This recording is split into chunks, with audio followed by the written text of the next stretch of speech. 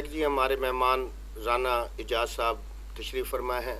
رانا صاحب یہ بتائیے گا کہ آپ نے اپنا سب سے بڑا کارنامہ کیا سمجھتے ہیں کہ جو آپ نے اللہ کی رضا کے لیے اس دنیا کی اس کے لیے خدمت کے لیے جو آپ نے کوئی ایسا ادارہ تشکیل دیا ہو یا کوئی ایسا ادارہ بنانے کا ارادہ رکھتے ہو، اس سلسلے میں ہمیں بتائیے گا ہمارے ناظرین کو. الحمدللہ میں تقریباً 3 سال سے فوجی انٹرپرائزز کے ذریعے کام کر رہا ہوں. جی جی اس کے بعد میرے پاس ایک 10 سے 12 لڑکوں کی ٹیم ہے جی جو مختلف محلوں سے سروے کرتی ہے، ہاں جی اور جہاں کوئی بیمار ہو، ضرورت مند ہو، بچی کی شادی ہو، الحمدللہ ہم جتنا ہم سے ان کو ہو سپورٹ سکے کرتے ہیں. ہم ان کو سپورٹ کرتے ہیں.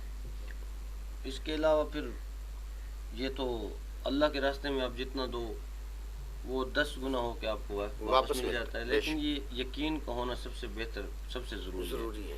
کہ میرے نبی پاسم کے صحابہ تھے رضی اللہ تعالیٰ عنہم اجمعین، وہ جو نبی پاسم فرماتے تھے وہ اس پہ عمل کرتے تھے، اور اللہ تعالیٰ اس یقین کے ساتھ ان کو پھر اور زیادہ نوازتے تھے.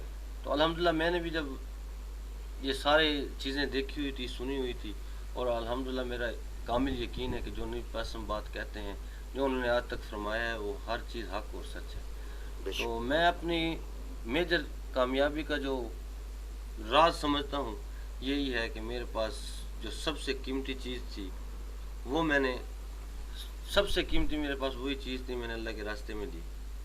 جی اس کی تھوڑی سی تفصیل بھی بتا دیں ہمیں تاکہ ایسا ہمارے تھا کہ ناظرین جب تک میں اس نے، کی ترغیب ہو. ہاں یہ میں ترغیباً بات کر رہا ہوں کہ جی جی. انشاءاللہ کوئی بھی اپنی قیمتی چیز اللہ کے راستے میں دے گا، اللہ تعالیٰ اس کو ضرور کامیاب بے کرے شک. گا. یہ ایز اے ترغیباً بتا رہا ہوں کہ میرے پاس 2 کنال تھا اس وقت، سب سے قیمتی ٹکڑا وہی تھا میرے پاس. جی تو میں نے وہ اللہ کے راستے میں دے دیا کہ میں اپنی گھر بنا رہا تھا، تو مجھے احساس ہوا کہ ہم اپنا گھر اتنا بنا رہے ہیں، تو میرے وہ 2 کنال کا ٹکڑا مدرسے کے ساتھ تھا، بالکل مسجد مدرسے کے ساتھ تھا. تو میں نے بس صحابہ کی ایک سنت کو زندہ کیا، ماشاءاللہ. اپنا سب سے قیمتی ٹکڑا اللہ کے راستے میں دیا. تو اللہ تعالیٰ نے اس دن سے بس پھر میں الحمدللہ میرے کاروبار کو 4 چاند لگ گئے. 4 چاند لگ گئے. صحیح. رانا صاحب آنے والے دنوں میں آپ کیا عوام کے لیے کیا وہ رکھتے ہیں، ان کے فلاح کے لیے کیا منصوبہ رکھتے ہیں، یا سیاست میں آنے کے بعد، الیکشن جیتنے کے بعد آپ کے ذہن میں کیا پلان ہے؟ جبکہ ہماری گورنمنٹ تو رواج ہے کہ کچھ عرصے کے بعد بلدیاتی ادارے توڑ دیتی ہے، گرانٹیں بھی بہت کم ملتی ہیں، تو آپ کیسے مطلب لوگوں کی امیدوں پہ پورے اتریں گے؟ اصل میں جو بھی سیاسی سوید پوش ہے علاقے کا، اگر وہ اپنا ذاتی فائدہ نہ لے، کچھ نہ ہوتے بھی وہ عوام کا کام کرا سکتا ہے. جی جی صحت ہے سب سے امپورٹنٹ چیز ہے کہ وہ گراؤنڈ ہے.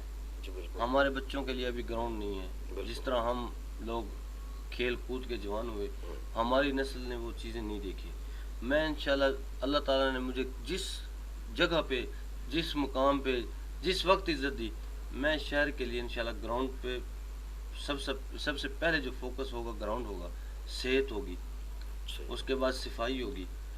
تو اور ایک جو امپورٹنٹ چیز ہوگی وہ جتنی بیوہ عورتیں ہیں ان کے لیے انشاءاللہ میں کوئی ایسی تنظیم، ایسا فلاحی ادارہ کام کروں گا کہ آگے نسلوں تک وہ ڈیلیور کرے گا. تو میری یہ چھوٹی چھوٹی چیزیں ہیں جو بنیادی چیزوں پہ زیادہ محنت کی ضرورت ہے.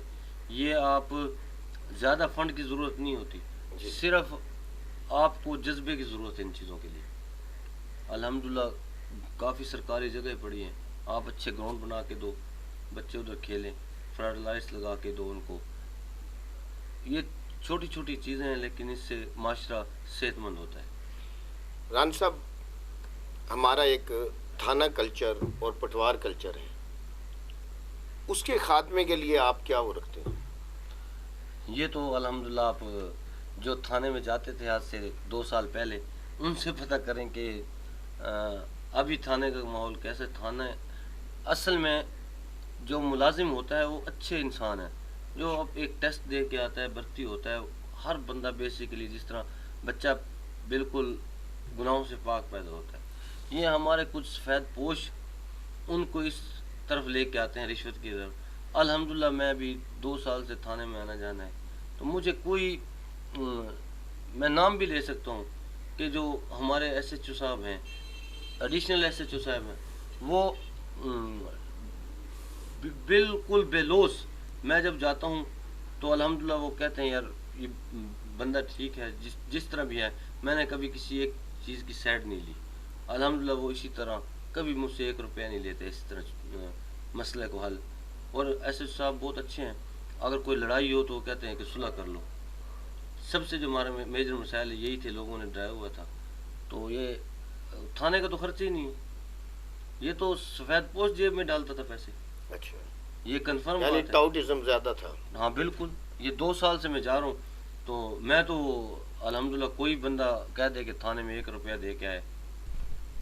اسی طرح پٹوار کلچر کے بارے میں وہ ہے، کاشتکاروں کو، زمینداروں کو پٹواریوں سے بڑے گلے ہوتے ہیں، آپ کا ایکسپیرینس کیا کہتے ہیں؟